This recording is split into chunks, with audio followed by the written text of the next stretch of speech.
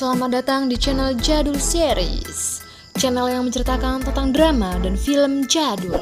Sebelum kalian menonton videonya, pastikan dulu kalian sudah subscribe dan nyalakan loncengnya. Halo guys, welcome back with Mimin.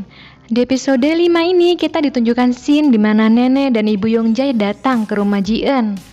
Ternyata nenek Han-gyul datang ke sana karena meminta Ji-eun dan Yongjae untuk pindah ke rumah mertuanya saja. Lalu mereka pun pergi guys, sampai-sampai gak mau loh lihat wajahnya Ji-eun. Kasihan Ji-eun. Scene berpindah pada Yongjae dan manajernya, di mana Yongjae seminggu lagi akan mengadakan konferensi pers oleh manajernya. Lalu manajernya mengajak Yongjae untuk makan bersama, namun dia gak mau dan memilih untuk makan di rumah saja. Wah, sepertinya tumbuh benih-benih cinta nih antara Yongjae dengan istrinya yaitu Ji-eun. Lalu saat di rumah Yongjae makan dan mendengar berita kalau mereka disuruh pindah, yaitu ke rumah orang tuanya Yongjae guys. Jadi Ji-eun dan Yongjae mempunyai rencana bagus nih. Malamnya mereka langsung datang mengunjungi nenek Yongjae dan terang-terangan kalau mereka nggak mau tinggal di sana dan memilih untuk tinggal berdua saja karena mereka bisa melakukannya bersama-sama. Apalagi Ji-eun kan pinter masak, nyapu, nyuci piring dan lain-lain. Namun nenek Yongjae bersikeras kalau dia harus memperbaiki cara berpakaian dan tingkah lakunya Ji-eun. Jelek banget nggak tuh?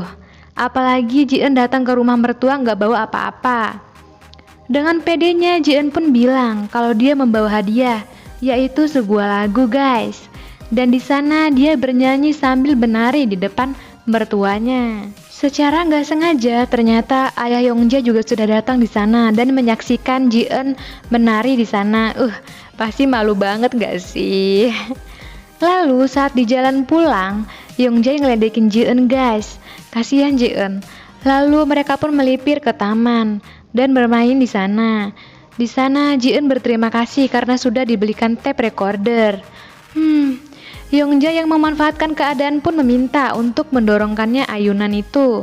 Lalu mereka pun menghabiskan waktu bersama dan bermain bersama. Sepertinya sudah mulai nih tumbuh benih-benih cinta guys. Esok paginya Ji-eun bangun kesiangan. Jadi dia siap-siap untuk datang ke kantornya Min Hyuk. Namun Yongjae yang meminta untuk dibuatkan masakan membuatnya telat. Saat di perjalanan, dia merekam semua apa yang dia lakukan menggunakan tape recorder yang dikasih oleh Yongjae. Jadi saat di kereta dia meninggalkannya. Lalu dia pun mencari-cari, tetap aja nggak ketemu guys. Bahkan saat itu novel dia sedang direvisi oleh Min Hyuk, masih kepikiran dengan tape-nya.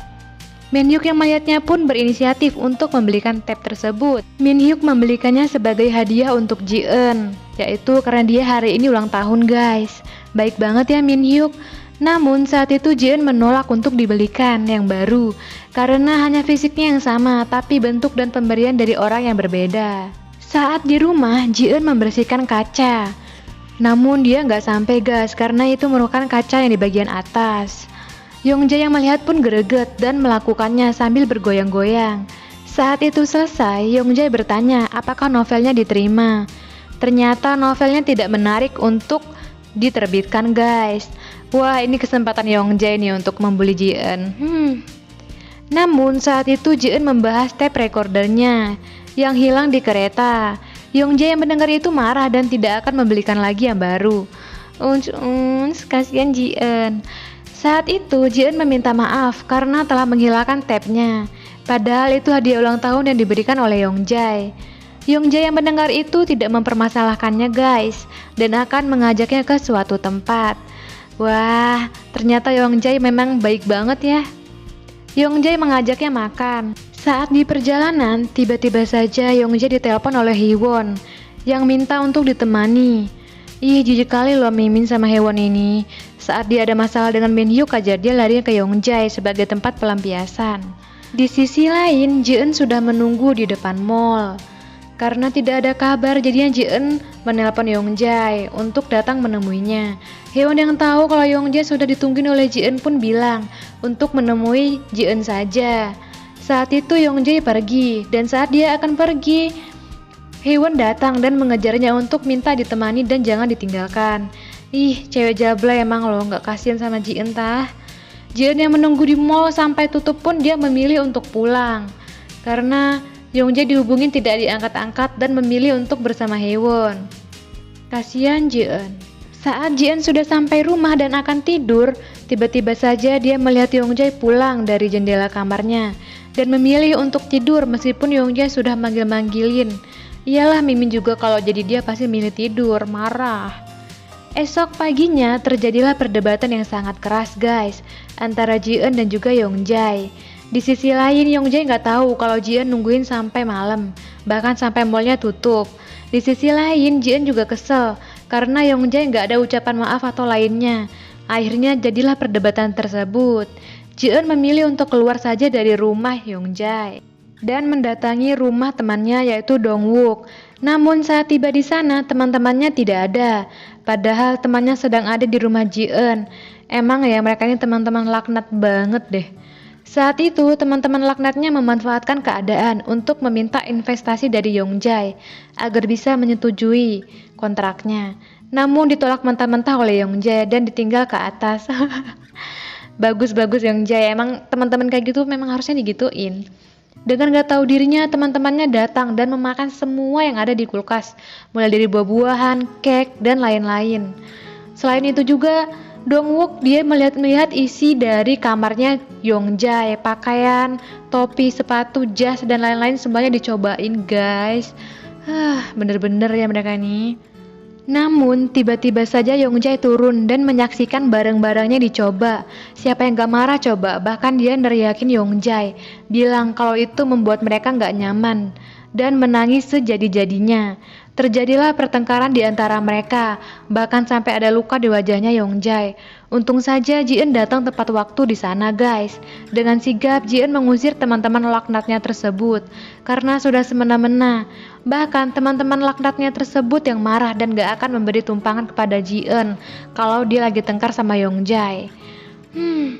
Selain itu juga teman-temannya tersebut memutuskan persahabatan dengan Jian.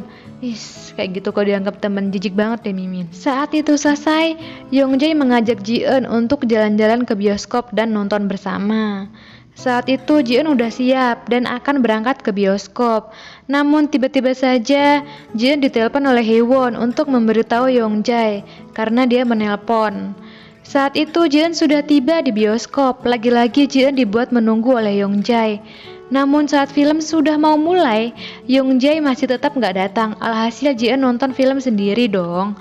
Namun tiba-tiba saja saat di pertengahan film Yongjae datang dan membuat kecewa Jian pun menjadi bahagia. Saat film selesai mereka pun pulang bersama dan di sana Jian memberitahu kalau Haewon menelponnya. Namun nomor Yongjae tidak aktif. Saat itu Yongjae pun langsung menelpon Haewon dan mendapat kabar kalau Haewon sedang dibawa ke rumah sakit. Dengan sigap Yongjae pun ke rumah sakit dan berlari. Padahal di sana lagi ada Jian loh guys mengikuti dari belakang. Namun tetap aja ditinggal. Saat itu tibalah di depan pintu kamar dari Haewon. Saat itu Jian mau masuk ke dalam, namun tiba-tiba saja Jian melihat kalau mereka sedang pegangan tangan dan romantisan gitu loh. Karena gak mau mengganggu, Jian pun memilih untuk tetap di luar saja. Kasihan Jian. Dan scene pun berakhir guys. Thank you untuk yang sudah nonton. Jangan lupa untuk like, komen, dan juga subscribe-nya ya. Bye-bye.